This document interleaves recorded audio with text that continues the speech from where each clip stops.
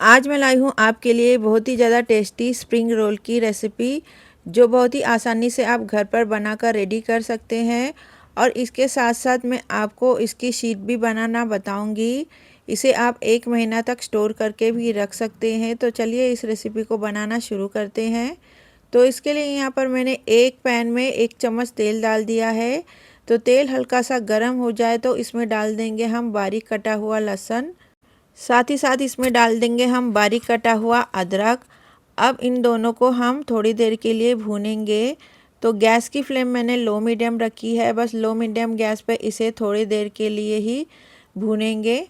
तो यहाँ पर देखिए जो अदरक लहसुन है अच्छे से भून चुका है। अब हम इसमें डाल देंगे 1 स्लाइस कटा हुआ प्याज। तो इसे भी हमें भूनना है। तो इन सबको ज़्यादा नहीं भूनना है, बस हल्का सा इनका कच्चापन निकल जाए जब तक ही इन्हें भूनेंगे। वीडियो में आगे बढ़ने से पहले एक रिक्वेस्ट है, अगर आज की रेसिपी आपको पसंद आए तो एक लाइक ज़रूर कीजिएगा। तो देखिए यहाँ पर हमारा प्याज भी भुनकर रेडी हो चुका है। अब हम इसमें कुछ सब्जियाँ डाल देंगे। तो यहाँ पर मैंने एक शिमला मिर्च को स्लाइस में कट कर लिया है, इसे डाल देंगे। यहाँ पर एक गाजर भी मैंने लंबे टुकड़ों में काट ली है, इसे भी इसमें डाल देंगे। पत्ता गोभी को भी मैंने यहाँ पर जूलियन में कट किया है। अब इन सबको अच्छे से हम भून लेंगे। तो अब गैस की जो फ्लेम है हम हाई कर देंगे और हाई फ्लेम पे इन सब्जियों को हम भून लेंगे। तो इन्हें पकाना नहीं है, बस इनको कुछ सेकंड के लिए ही भूनना है, इनका क्रंच नहीं जाना चाहिए। तो देखिए यहाँ पर जो सब्जियां हैं हमने भून ली है।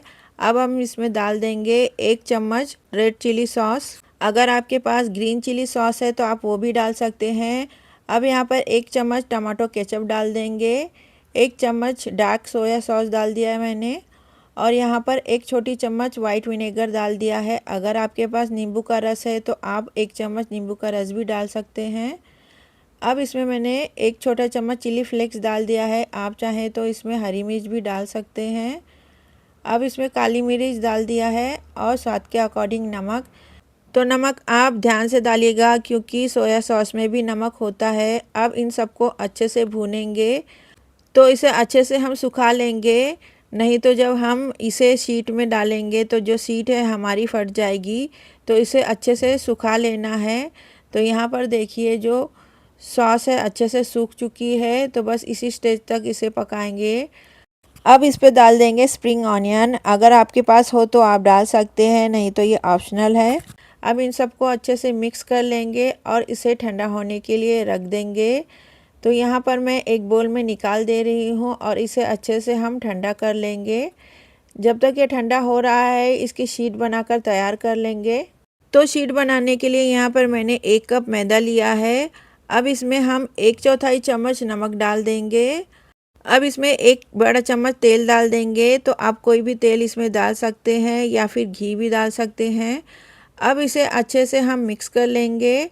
तो इसमें मोहन की जैसा नहीं डालना है, बस आटा और तेल अच्छे से मिक्स हो जाए, बस उतना ही हमें इसे मसल लेना है। अब इसमें थोड़ा थोड़ा पानी डालकर हम इसका एक सॉफ्ट सा डो बनाकर तैयार कर लेंगे। तो डो है वो ज़्यादा हार्ड नहीं होना चाहिए, एकदम सॉफ्ट डो हम बनाकर रेडी कर लेंगे। तो यहाँ पर देखिए हमारा डो जो है तैयार हो चुका है। अब इस पर हम थोड़ा सा तेल डालकर इसे अच्छे से मसल लेंगे, ताकि जो हमारा डो है वो हाथों में ना चिपके और बेलते टाइम भी ये अच्छे से बेले जाए और चिपके ना। तो देखिए हमारा जो डो है वो रेडी हो चुका है। तो इसे गूंदने में मैंने 1 कप पानी लिया था, उसमें आधा कप बच चुका है। अब इस डो को हम 5 मिनट के लिए रेस्ट पर रख देंगे।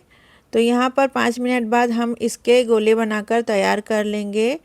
तो मीडियम साइज़ के हम गोले इसके बनाकर तैयार कर लेंगे। जिस तरह हम पूरी के लिए बनाते हैं उससे थोड़ा बड़ा ही हम बनाएंगे।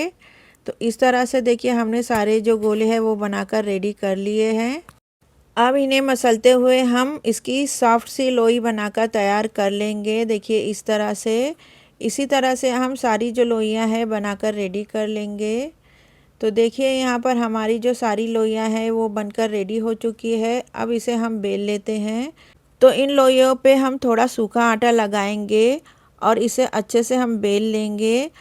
तो सूखा आटा लगाएंगे तो ये चिपकेंगी नहीं। अब इस तरह से हम जो है पूरी के शेप में हम बनाकर इसे रेडी कर लेंगे। तो देखिए यहाँ पर हमने एक जो है शीट वो बेल कर तैयार कर ली है। इसी तरह से हम और भी शीट को बेल लेंगे। तो यहाँ पर मैं 3 शीट एक साथ बेल कर तैयार कर रही हूँ। आप चाहें तो 3 से ज़्यादा भी बेल कर एक साथ तैयार कर सकते हैं। तो देखिए यहाँ पर 3 शीट हमारी रेडी हो चुकी है। अब यहाँ पर हम एक शीट को रखेंगे और उसके ऊपर हम थोड़ा सा तेल लेकर चम्मच की मदद से इस तरह से फैला लेंगे और उस पर हम थोड़ा सा सूखा आटा डालेंगे और उसे भी चारों तरफ अच्छे से फैला लेंगे।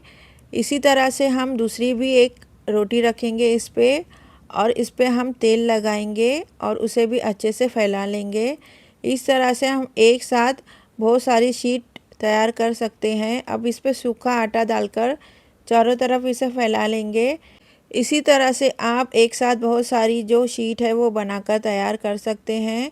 तो मैं यहाँ पर तीसरी भी रोटी रख रही हूँ और इस पर मैं अच्छे से प्रेस कर दूँगी ताकि ये आपस में अच्छे से चिपक जाए और इस पर थोड़ा सा सूखा आटा लगा लेंगे ताकि ये बेलते टाइम ये चिपके ना। तो अब हम इसे बेल लेंगे। तो इसे हमें एकदम पतला बेल कर तैयार करना है। तो इसके किनारों को अच्छे से हम बेल लेंगे ताकि ये कहीं से भी मोटा ना रहे। तो एकदम पतली शीट हम बेल कर तैयार कर लेंगे। इस तरह से बेलने से जो शीट है वो फटेगी भी नहीं और एक साथ आपकी कई शीट बनकर तैयार हो जाएगी।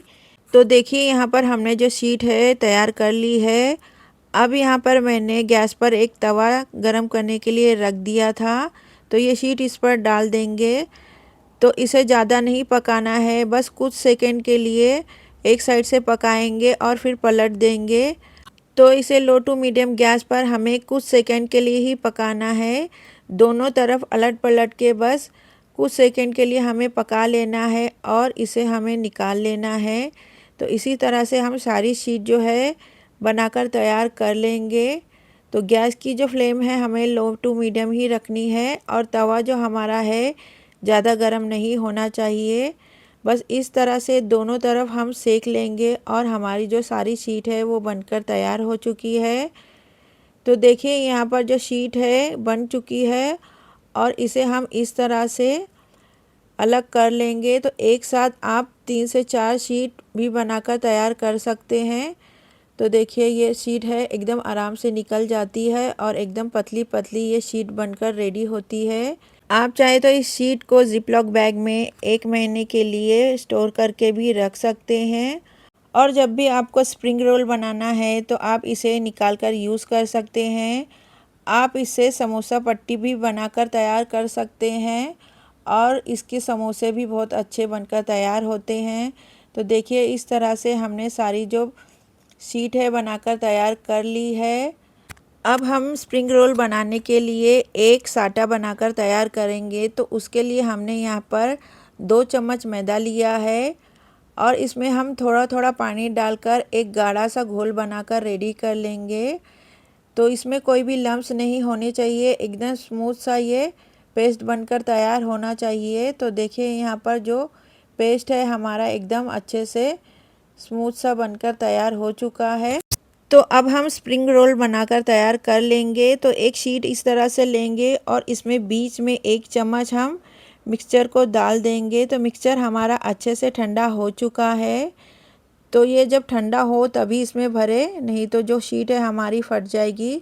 तो इस तरह से जो हमने साटा बनाकर तैयार करा था उसे हम कॉर्नर पे लगा देंगे और इस तरह से दोनों कॉर्नर को मोड़ते हुए इसे रोल कर लेंगे और साइड में भी थोड़ा सा साटा लगा देंगे ताकि ये साइड से भी अच्छे से चिपक जाए।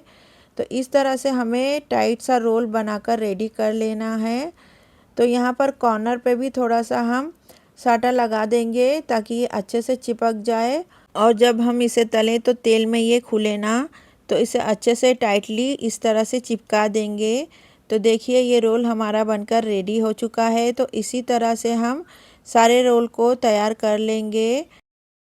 तो ये रेसिपी बहुत ही ज़्यादा टेस्टी बनकर तैयार होती है और बाहर के अनहाइजीनिक स्ट्रीट फूड खाने से अच्छा है आप घर पर ही बनाकर ये अपने बच्चों को दें और उन्हें हेल्दी रखें। तो स्प्रिंग रोल बनाते समय अगर आप 2-3 बातों का ध्यान रखें तो आपके जो स्प्रिंग रोल है एकदम परफेक्ट बन के तैयार होंगे। तो जो हमने इसका फिलिंग बनाई थी उसे एकदम ठंडा करके ही इसमें डालना है और इसको अच्छे से चारों तरफ साटे से अच्छे से चिपकाना है, नहीं तो ये खुल जाएंगे। और इसे बंद करते टाइम एकदम टाइटली इसे रोल करके बंद करना है। तो इस तरह से जो आपके स्प्रिंग रोल है पहली बार में ही एकदम परफेक्ट बन के तैयार होंगे। तो देखिए इस तरह से हमने जो सारे स्प्रिंग रोल है बनाकर रेडी कर लिए हैं। आप चाहें तो ये स्प्रिंग रोल को एक दिन पहले भी तैयार करके रख सकते हैं और दूसरे दिन आप इसे रेडी करके अपने बच्चों को दे सकते हैं, या फिर इस तरह से आप एक जिप लॉक बैग में रख कर इसे डीप फ्रीज़र में 1 महीने के लिए स्टोर भी कर सकते हैं। 1 महीने तक ये बिल्कुल भी ख़राब नहीं होते हैं और जब मन चाहे आप इसे निकालिए और तलकर अपने बच्चों को दीजिए। ये खाने में बहुत ही ज़्यादा टेस्टी और क्रिस्पी लगते हैं। तो मैं इन्हें रख नहीं रही हूँ।